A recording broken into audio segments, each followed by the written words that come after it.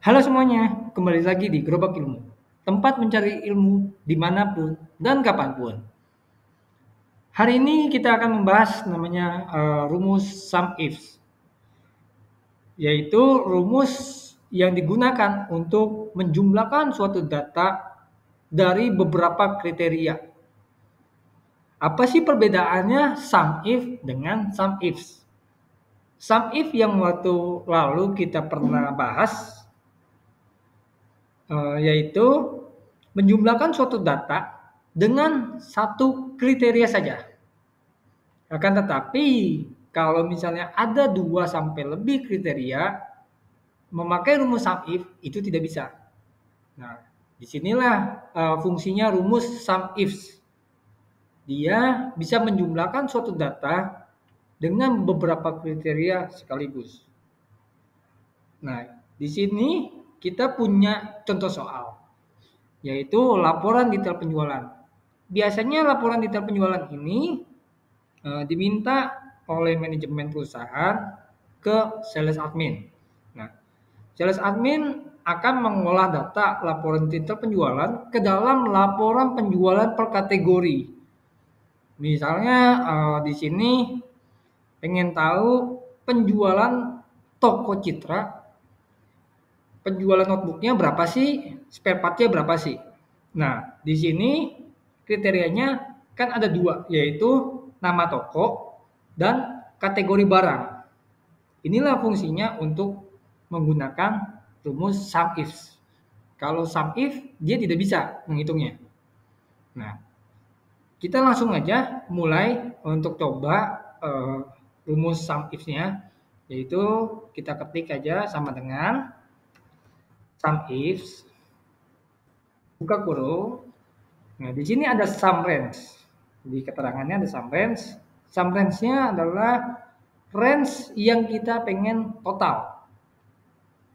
Nah, misalnya di sini yang saya pengen ambil adalah total harga ya, teman-teman. Kita blok sampai ke bawah. Oke. Kita titik koma untuk separatornya. Di sini separator ya, teman-teman. Di sini ada titik koma, ada juga separator yang koma. Jadi jangan langsung mengikuti bahwa ini titik koma, langsung semuanya titik koma. Kita mesti ngelihat juga daripada separator yang sudah diberitahukan oleh Microsoft. Di sini kebetulan untuk separatornya memakai titik koma. Yang kedua di sini adalah namanya kriteria range 1. Nah, kriteria range 1 ini adalah di kolom data mana yang kita pengen ambil dalam bentuk kriteria. Nah, di sini kan kriteria satunya saya anggap saja ya, teman-teman. Yaitu kriterianya adalah di nama toko atau di sini juga sebutannya nama pelanggan. Nah, kita langsung kita blok untuk nama pelanggannya. Sampai bawah. Kriteria satunya yang mana sih? Nah, kriteria satu kebetulan kan tadi kan kita kan udah blok untuk kriteria range satunya di nama pelanggan. Jadi kriteria satunya harus sesuai dengan yang ada di nama pelanggan ini. Yaitu di sini nama toko. Kita langsung ke nama toko. Nah, di sini ada kriteria range kedua. Kriteria range kedua ini adanya di kategori barang. Nah, kategori barang di dalam datanya adanya di tabel datanya di kolom F ya, teman-teman. Kita langsung sort. Di sini keterangannya lagi kriteria 2. Kalau kita kasih separator, kita langsung muncul di sini kriteria kedua. Nah, kriteria keduanya adalah di kategori barang, yaitu di L6. Nah, di sini teman-teman bisa beberapa kriteria lagi nih. Kriteria range 3, range 4, dan selanjutnya, dan seterusnya. Jadi untuk kategori yang banyak pun dia bisa mengcover untuk menjumlahkan suatu data, suatu nilai data ya teman-teman, dalam bentuk nilai. Di sini Setelah kita ini kan kriteria range kedua, kita menuju ke kriteria kedua. Nah, di sini kan kriteria range keduanya adanya di kategori barang. Nah, kriteria keduanya yaitu adanya di kategori barang di L6 di dalam satu laporannya. Nah, di sini teman-teman bisa melakukan lagi untuk beberapa kriteria, yaitu kriteria range 3, kriteria 4, 5, 6, dan selanjutnya. Teman-teman bisa menjumlahkan suatu data dalam bentuk nilai dengan beberapa kriteria sekaligus. Nah, di sini kan kebetulan kita hanya memakai 2 kriteria. Jadi kita langsung aja tutup kurung. Kita enter. Ini teman-teman, kalau kita langsung copy paste ke bawah, maka di sini tidak akan muncul teman-teman. Kenapa? Karena dia kriterianya mengikuti. Dia tidak kriteria range-nya maupun kriterianya tidak dikunci teman-teman. Jadi dia mengikuti, apabila kita copy ke bawah, dia akan mengikuti ke bawah untuk sel yang dipilih atau range yang dipilih. Jadi dia akan mengikuti. Jadi kalau dia mengikuti, ini tidak akan dibaca oleh Excel. Nah, sehingga kita harus kita kunci. Di mana kuncinya? Mungkin teman-teman masih ingat, yaitu kita tekan F4 di tengah-tengah. 4 untuk range-nya teman-teman. Kita pencet F4. Nah, apakah ini udah cukup? Ini belum cukup teman-teman. Masih ada lagi yang harus kita kunci selain range. Nah, selnya, sel di kriterianya. Sel kriteria, misalnya yang di K7 ini kan kriterianya adanya di K7, yaitu nama toko. Nah, apabila kita copy paste ke samping atau ke kolom M, dia akan ngikutin ke, jadi bukannya K7, tapi menjadi L7. Nah, L7 itu kan bukannya kriteria daripada si nama pelanggan. Kriteria nama pelanggan itu kan adanya di kolom K. Jadi gimana kalau ini tidak mengikuti? Nah, kita harus kunci. Kuncinya di mana? Di kolomnya. Yaitu di kolom K-nya yang kita kunci. Nah, gimana kuncinya? Kita kasih $di sini. Kemudian untuk kategori barang, kriterianya yang dikunci L-nya.